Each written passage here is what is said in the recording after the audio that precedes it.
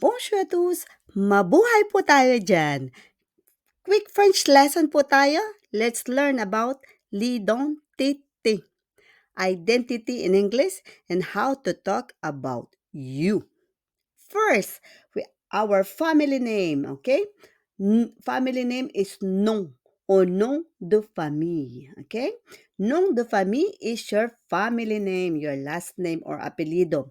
Example, mon nom de famille est David. Mon nom de famille est David. Next, we have our first name. Our first name is prénom. Prénom. Pré is before and nom is the name. So your prénom, mon prénom est Joseph. Mon prénom est Lourdes.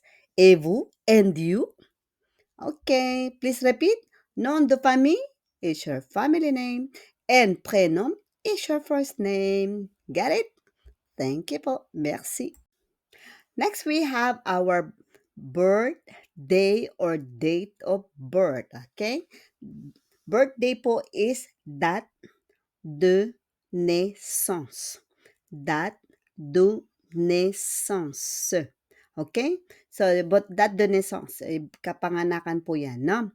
Ma date de naissance est le 5 mai 2000. Ma date de naissance est le 5 mai l'an 2000. Okay? My birthday is May 5, year 2000. Okay? Next, we have female gender. Our gender is sex. Sex, we have sex femina. Femina is babae. So, elle est de sexe féminin. Elle est de sexe féminin. She is female. Okay? So, date de naissance et votre sexe. Okay. Thank you. Of course, if we have female, we have male. Male gender. Okay? This is sex masculin. Masculin. Le IN comme un. Masculin. Il est de sexe masculin, is male. Kitang-kita naman, no? Next, we have the address.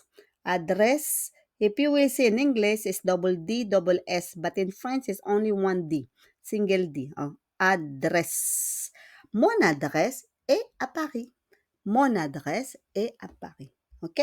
Le sexe masculin ou féminin et votre adresse. Merci beaucoup. So that you will not be lost, you need to put your number. Number ng bahay mo, your house number, okay? Number is numéro. Numéro, okay? Quel est ton numéro de maison? Quel est ton numéro de maison? This is not formal way, okay? Pagkaibigan. But in a formal way, quel est votre numéro de maison? Quel est votre numéro de maison? Okay, next we have yung calle or the street. What street? We call it rue. Rue. Rue. Okay, rue. J'habite rue de la Paix. J'habite rue de la Paix. I live in Peace Street. Okay, so rue. Donc, we have numéro, le numéro, your house number, and la rue, yun po ang street. That is a street. Okay? Thank you. Merci beaucoup. Of course, we have the city or town. City or town, we call it la ville et la commune. La ville et la commune. Par exemple, ma ville est Lyon. Ma ville est Lyon. My city is Lyon. This is another city in France, okay? If we have Paris, city of Paris, there's also a city of Lyon. Next, we have the postal code or the zip code. We have this also in our country, each country. Huh? This is the code postal. Code postal. Okay? So, baliktarin lang. Postal code. Quel est ton code postal? Quel est ton code postal? What is your postal code, please? Donc, la ville ou la commune et les codes postal. Okay? Thank you po. Merci. The last po is country. Country or bansa natin is called pays. Pays. Mon pays est la France. Et vous? And you? My country is France. And you? Et vous? Okay? So, pays. Pays. Okay?